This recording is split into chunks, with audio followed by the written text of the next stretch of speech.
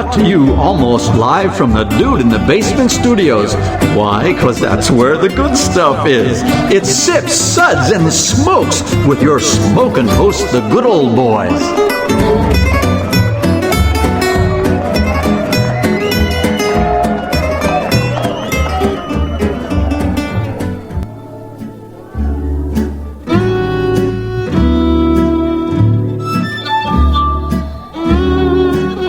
Now it's sippin' time. Hello and welcome. It is definitely sipping time. I am your host here today, good old boy Mike. Our Sips episodes are all about where everything good in life is worth discussing. Our Sips segments are about wine, distilled spirits, tea, and coffee. And here's what we're going to discuss on this segment today. Our favorite things about wine for 2014. Raindrops on roses and whiskers on kittens, bright copper kettles and warm woolen mittens, brown paper packages tied up with strings. These are a few of my favorite things. We're going to talk about our favorite wines, key vintages today, possibly some of our favorite places to enjoy wine in 2014 as well. So hopefully you'll enjoy this discussion. So we'll actually be tasting and discussing some wines today and rating them with our SIPS ratings, plus our signature sounds. And here are those ratings now. Number 1, give me a glass to wash... I'm sorry. I couldn't even read it myself. Number 1, give me a glass of water to wash out my mouth. Gangazine, water. Gangazine, bring water. Bring water. Number 2, nice, but what else do you have? Well, isn't that nice? Number 3, interesting. What was that again? Interesting. Number 4, let's keep this secret to ourselves. Pour me another. That's classified. And number 5, our all-time classic, oh my, I was unaware anything could be this good. Oh my goodness! Yes! Yes! Yes! Yes! Another great year for wine, although I am not sure that ever is there a bad year for wine.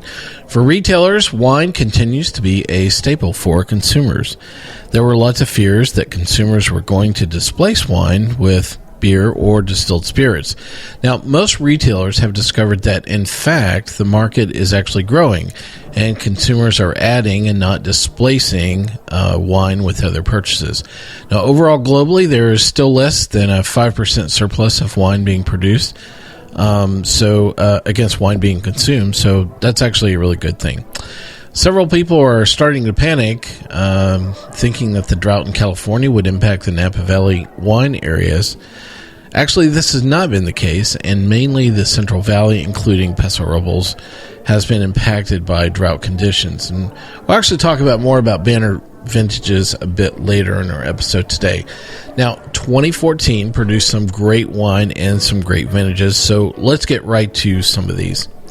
So I know that we have several wines that are probably candidates for our favorite wine of the year, and I am going to select our favorite wine of the year is going to be the 2012 Acrobat Pinot Noir from Oregon.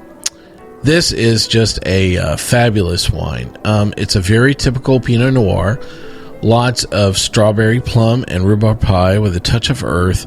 It's actually quite clean. And, this vintage is probably one of the better ones from the Willamette Valley. Now, Pinot itself is actually very delicate. And I have found Oregon Pinot maybe a bit more delicate than their French counterparts. This is like a poster child for the Oregon Pinot industry, and something that I've actually not had since probably the 2004 vintage. I like using the word plum forward because this Pinot is actually plum delicious. My rating for the 2012 Acrobat Pinot Noir is a 5. Oh my goodness! Yes! Yes! Yes! Yes! Oh my, I was unaware anything could be this good. So, really great wine. I think that we could just really talk about, some of our favorite wines, just going on and on and on about them, forever.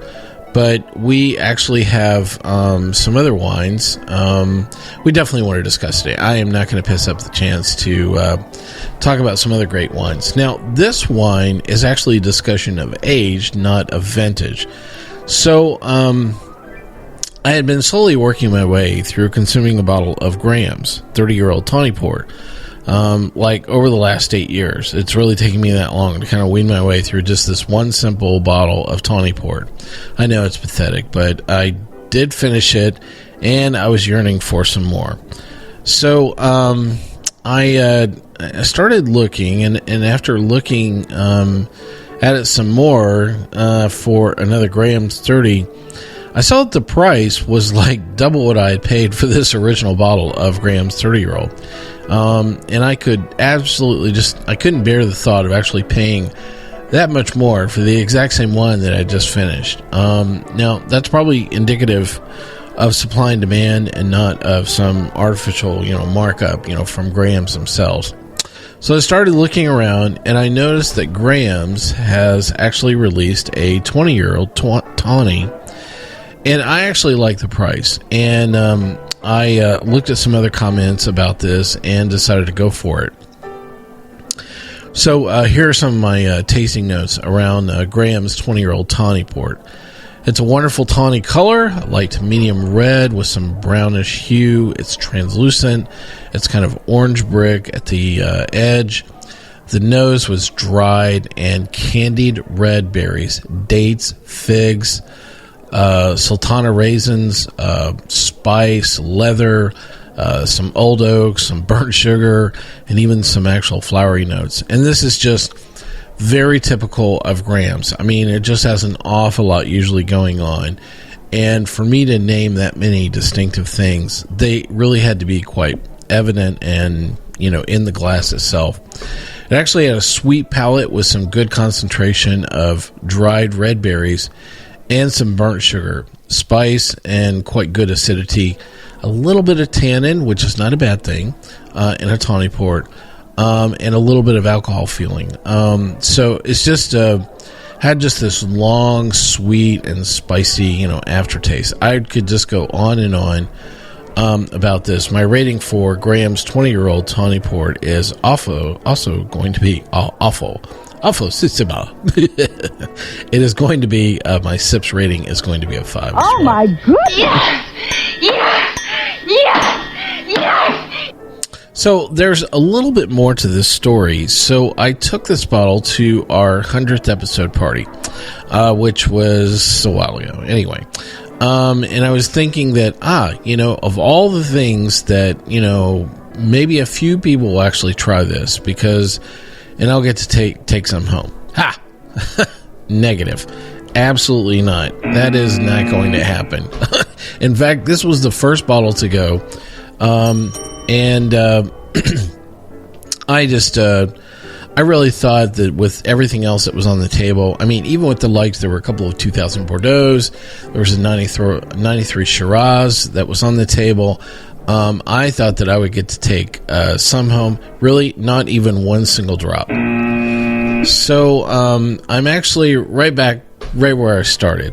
So I have no Graham's Tawny Port right now, and I'll probably go to Taylor's this time. But man, was this good! I mean, it was so good. So I would definitely encourage you to. If you've thought about maybe changing some vintages, if you have some other tawnies, then I would definitely suggest that maybe you should consider some of those as well. So up next is some discussion about vintages, and I have a short list of some vintages that you should consider looking at from this year as well. So the best vintages for 2014 in no particular order at all, and we're actually going to talk about some wines from from some of these vintages today. Not each of them, but probably some of them. First up is Columbia Valley 2012. Great vintage, and we have some wines to talk about from that today. I already talked about one wine from the Willamette Pinot. The 2012 crop was just quite awesome, and that is indicative of why I actually named the Acrobat Pinot Noir is just it's a poster child for that vintage, as well as just for Oregon Pinot in general. The Barossa Valley, a wine region very close to my choice, and their 2012 crop was really awesome as well. We have some wines to talk about from both Barossa Valley as well as McLaren Vale today. The Argentina Mendoza, 2012. The Cote de Beaune, the white, for 2012 as well as Napa in general for 2012. So it echoes my earlier comment that some of you thought that the crop in Napa was going to be affected by the drought happening in other parts of California. And actually, Napa had a really, really good vintage this year. So I'm sure that many of you are California wine lovers, and there are lots of great wines to explore, several of which will actually be featuring on the show during this year as we make our way through several different wine shows on our SIPS segments here for SIPS, Suds, and Smokes. Now, I love the story of the Columbia Valley to start. What an amazing vintage. Okay, so the K Vintners Merlot is probably just the best Merlot that I've had in like 5 years. I mean, it is just really awesome. And I couldn't say enough good things about both the vintage as well as just that particular wine in general. It was really quite amazing. We actually have another wine from the Columbia Valley region, and I like the playover between what I know about K Vintners Merlot and of what has happened with some other winemakers in that region. They actually create a wine under the independent producers called the HIP. It is the name of the consortium that actually does this together. And this year they chose to create wines with Bacchus vineyards. And it's a really great wine. So there are actually many great vineyards in the area that get together to create a unique wine under this Bacchus label. Actually, under the HIP is really kind of what they end up doing. So this is similar to what I consider in the Scotch industry, kind of like the gray label Scotch, using the same liquor, but actually a different label. But in this case, what it is, it's actually the same people and the same grapes, which is actually a different label. And this is actually produced by Hedges Family Estate. So HIP stands for House of Independent Producers, and it's a label focused on highlighting specific sites within the Washington Columbia Valley area itself, and producing wines that actually over-deliver in value. They're sourced from sustainably farmed Bacchus vineyards. This actually is 100% Merlot that exhibits red and bramble fruit, aromas, and flavors with accents of warm earth, spicy licorice, graphite, and espresso. It is medium-bodied and perfumed, well-restrained alcohol, soft with elegant bearing. It's actually super classic Washington Merlot with a Bordelaise twist, representing an incredible value in food-friendly and all-occasional red wine. This is just a really great wine. I mentioned the K Vintners earlier, but I have to say that if you have a chance to get a hold of this, I would definitely suggest you visit this. My SIPS rating for the HIP Bacchus wine for 2012 is actually going to be a 4. That's classified. Now, HIP actually has an initiative to remove the current wine scoring system that they actually call the score revolution. I'm probably mispronouncing that. Where they actually kind of want to, completely remove the wine scoring system that is very much a part of the wine marketing industry today. But at any rate, we actually chose to rate the wine because it was that good. So definitely don't pass that up. Well, one more wine before we take a quick break here, and we are venturing no further than the Columbia Valley region to talk about the 2012 Charles Smith Krug Kung Fu Girl Riesling. So this is, all in the same region that we're talking about here. Some of my tasting notes around this particular wine. Again, this is a white wine. This is not a red wine, for those of you who don't quite know what Riesling is. But anyway, really good color. The aromatic nose shows some citrus, some orange blossom, some nectarine, and ginger. And this is actually fairly light-bodied on the palate with a good concentration and decent finesse. This is kind of medium plus length, in terms of some of the finish off this. I think when I think about Rieslings, I tend to there's a huge range of Riesling, so it's not like a one size fits all. If you know the traditional German Riesling ratings, this one's probably a bit more on the sweet side, but it's still quite robust. So I would definitely encourage you to seek this out. A great wine. My SIPS rating for the 2012 Charles Smith Kung Fu Girl is a 4. That's classified. All right, we'll take a quick break here, and we'll be right back. We'll keep on talking about some really great wines and some great vintages, so come right back.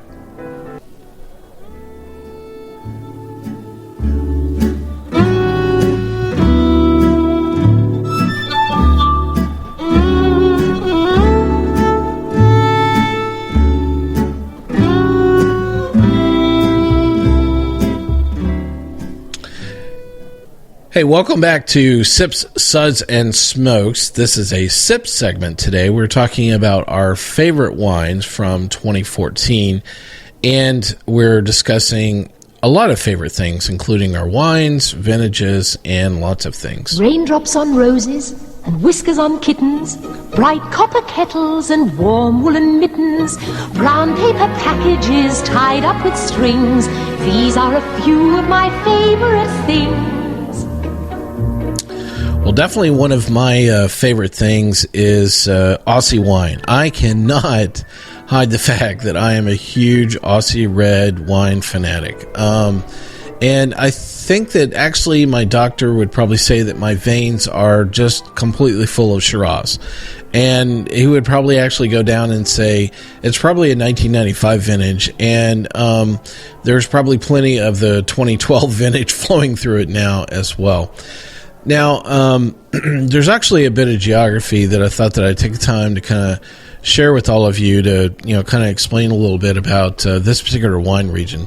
So Adelaide is in the southwest part of Australia, and there's actually two major wine regions. So there's one that's just north of Adelaide called the Barossa Valley, and then there's the McLaren Vale, which is actually just south of Adelaide.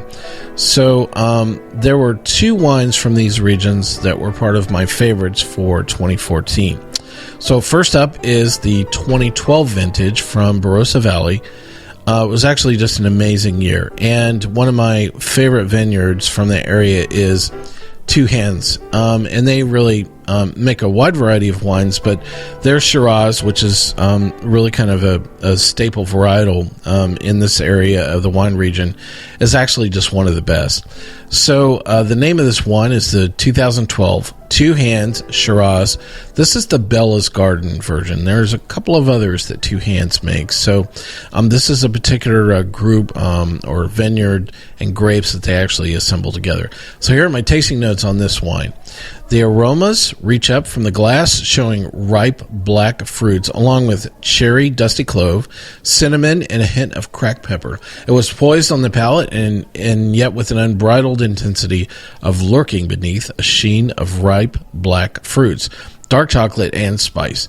Now, dark fruits is just about emblematic of almost any really great Shiraz, but this one just completely saturated the senses all the way through the finish with this fine grain tannin, which has a lot of promise for just, a very long time. So my SIPS rating for this wine is going to be a 5. Goodness. Yeah!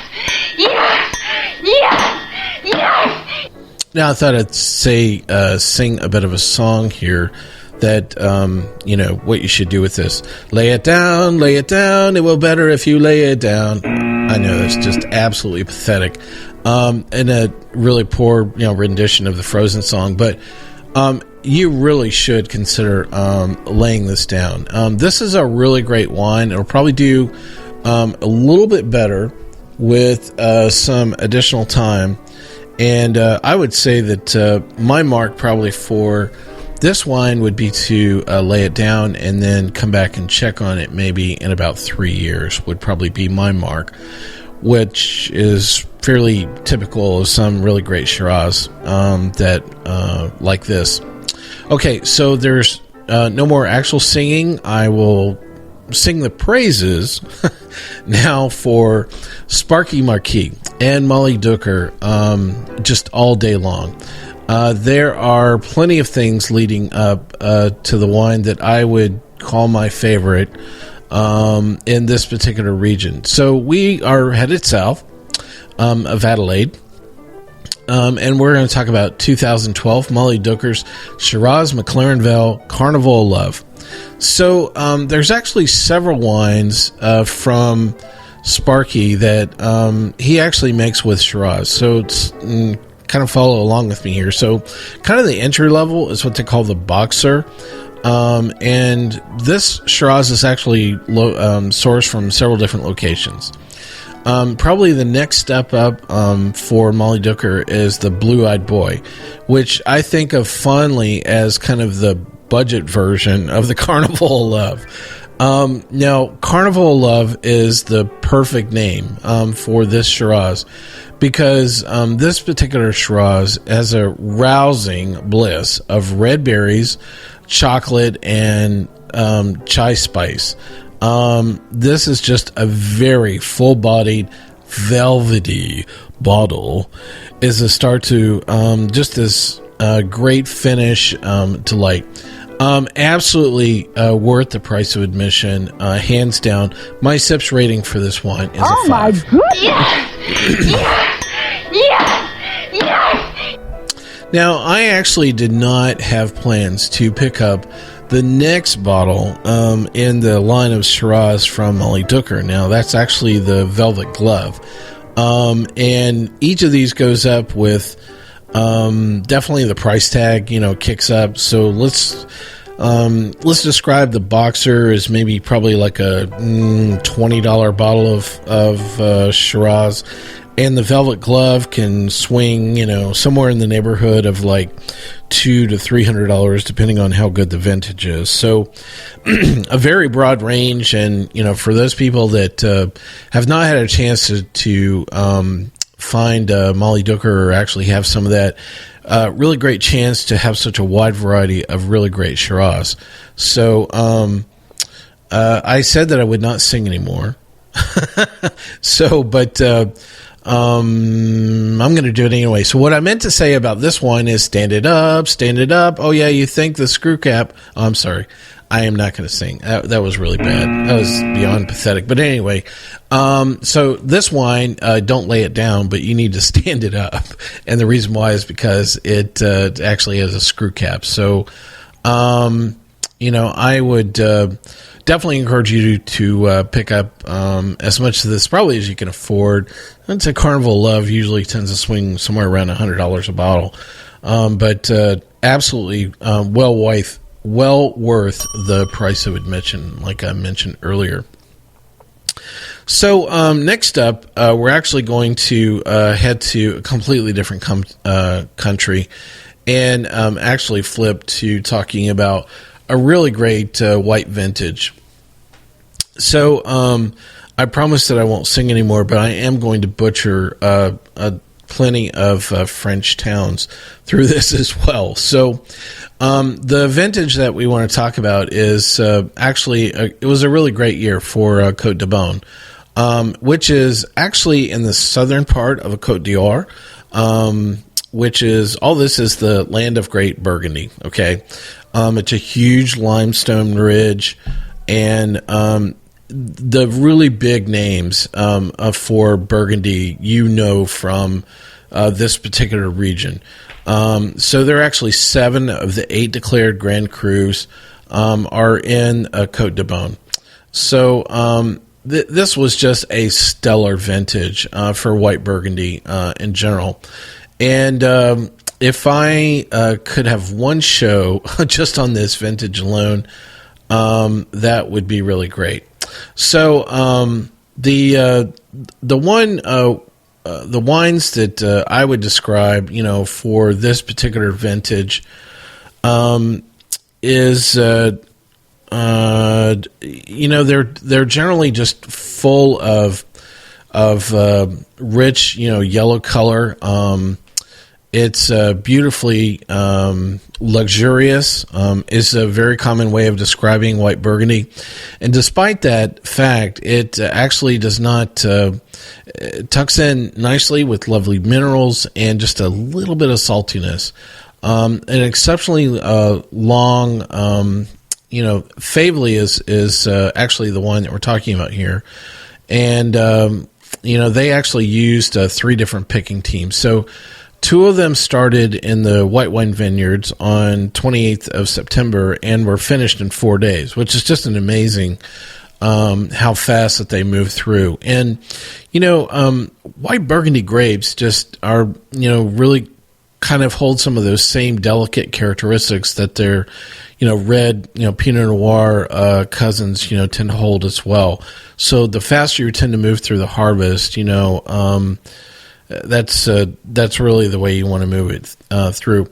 In general, the harvest came in healthy, and the hard work paid off in the vineyards, actually paying off dividends. So definitely a really great wine, and I would suggest that if you have a chance to pick up any of the 2012 Faiveley, I would definitely encourage you to do that. My rating for this wine is also a 5. Oh my goodness! Yes!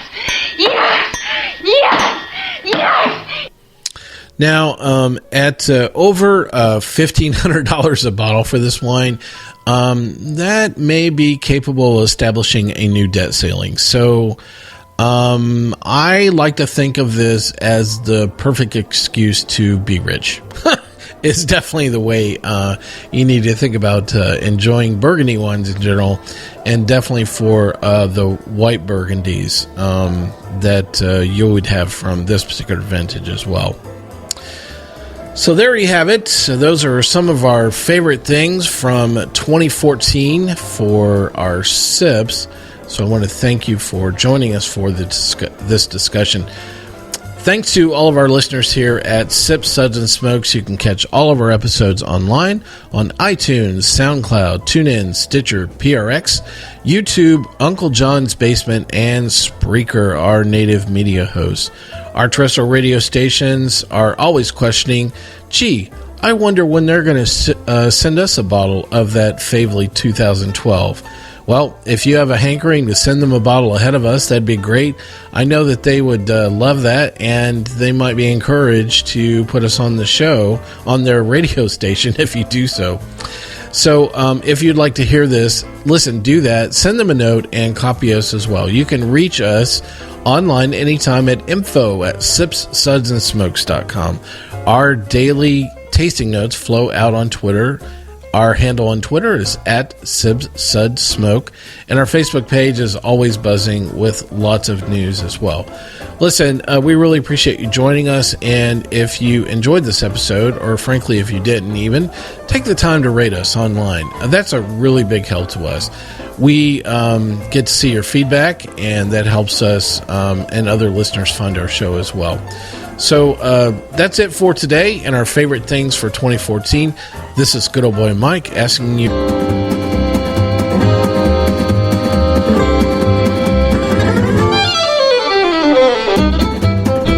This has been a 110 hand production of SIPS, Suds, and Smokes, a program devoted to the appreciation of some of the finer slices of life. From the Dude in the Basement Studios, your hosts, the Good Old Boys, will see you all next time.